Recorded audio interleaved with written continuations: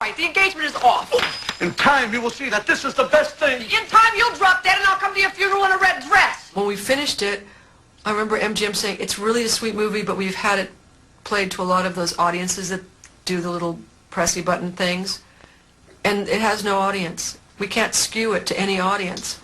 So we're going to take this other movie instead. And it was a movie with Goldie and Kurt called Overboard, and they put all of their money behind that, and we were like in one theater.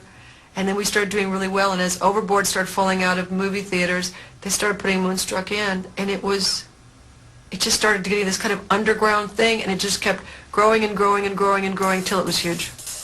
Huge enough to make Moonstruck the sentimental favorite as the award season swept Hollywood. By the time we got to the Oscars, I think the numbers out of Vegas were in for us. I remember reading an article about the numbers out of Vegas. Well, never doubt the odds makers. Cher was awarded the Best Actress Oscar for her work in Moonstruck. It was unbelievable. It was just so great. I never felt like I touched the ground the whole night. Ironically, she had triumphed over her old pal Meryl Streep, who had also been nominated for her role in Ironweed. I was thrilled that she won. I thought she was great in that movie. Darling, I have been to the Oscars, and I've won a lot of, prizes and enough. I think Cher was the popular choice that year in that this was a movie that had struck an emotional chord with the audiences. It was a great sort of comeback. The beginning of this road, every person in that audience was a person who wouldn't have given, much hope. I mean, if I would have been, a patient on the sick list, I probably would have died. So it was really, I just felt really, really good about being able to achieve something that seemed so impossible. It finally meant that I was accepted in some area of my work because, I've never really been accepted by singers as a singer, and actors don't think of me as an actor. I think she owns the respect of many, many people for her acting work.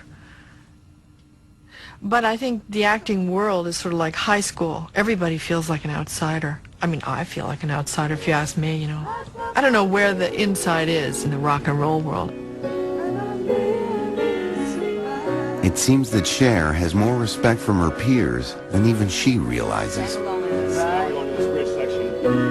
She didn't think of herself as a singer, but she was singing in the rehearsal space, and I was listening to her voice over the monitor,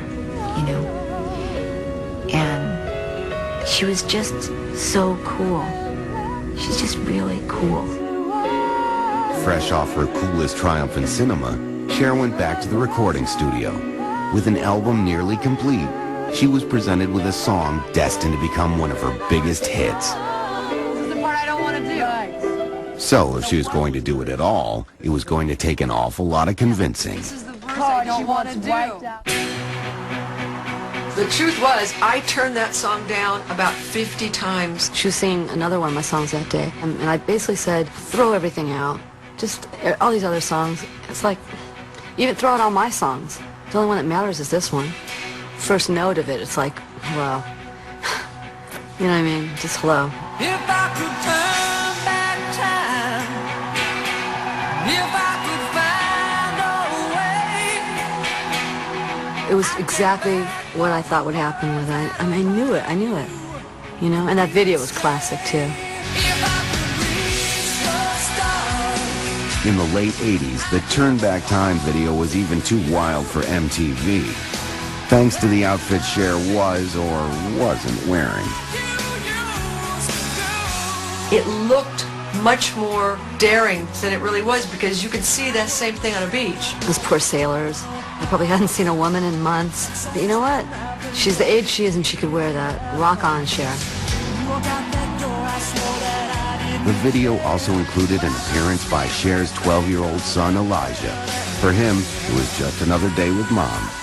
I was real tired and I wanted to go home. I guess maybe that's just how jaded I had been just from being kind of involved and coming from this lifestyle for so many years. But I definitely thought it was really fun to be in a controversial video that was only played after 9 o'clock. I doubt that Cher minded that one bit because, when they're not talking about you, that's when you can worry. Of course, Cher wasn't worried. She always had an uncanny ability to remain in the spotlight, like the night in 1987 when she and Sonny appeared on The David Letterman Show.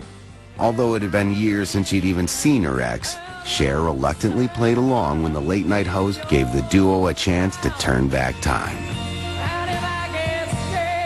We were having a blast. We were laughing, and then David said, "Don't you want to hear him do that?" And I was going, no.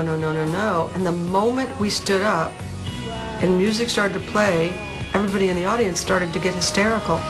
Put your little hand in mine. There ain't no other mountain we can't climb. Babe, I got you, babe. I knew I was on camera, so I was trying not to gasp too much, but I was thinking, oh my God, this is really going on. This is history. This is incredibly important. This is fantastic.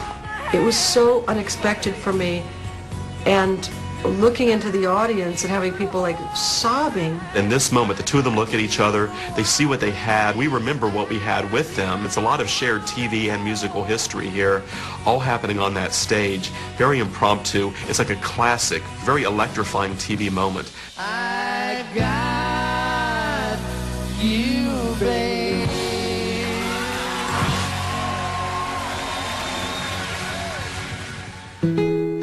After the bittersweet reunion on The David Letterman Show, Sonny and Cher again went their separate ways. Sonny had long since left the entertainment business and opened up a restaurant in Palm Springs. What are you doing here? Oh, you just... Eventually, he got into politics, first as the mayor of Palm Springs and later as a United States congressman. For Bono, it was just one more example of perseverance paying off. But sadly, he wouldn't live to see his term through to the end. Thank you very much. On January 5th, 1998, in Lake Tahoe, Sonny had a fatal skiing accident while on vacation with his family. Chastity broke the news to Cher in London. The telephone started to ring, and it was Chas, and she just said, "Mom?" I said, "Yeah." And she said, "Dad is dead."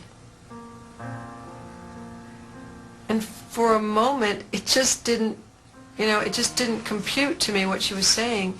And then I said, "Oh, Chas, I'm so sorry for you." And then I stood up, and all of a sudden my knees just went out from underneath me, and I was on the floor, sobbing. Still in shock, Cher headed back to the States for Sonny's funeral. When Sonny died, I think the reality of his being gone just overwhelmed her. At the request of Sonny's widow, Mary, Cher delivered an unforgettable eulogy. This is probably the most important thing I've ever done in my life. Sonny was like a father and a husband and a friend, and when you have that kind of a bond, when the person is no longer there, I mean, I was amazed at the because usually she doesn't show that depth of emotion in public. Some people thought that Son wasn't to be taken seriously because he allowed himself to be the butt of the jokes on the Sonny and Cher show. What people don't realize is that he created Sonny and Cher, and he knew what was right for us, you know? He just always knew the right thing, and he wanted to make people laugh so much that he had the confidence to be the butt of the joke because he created the joke.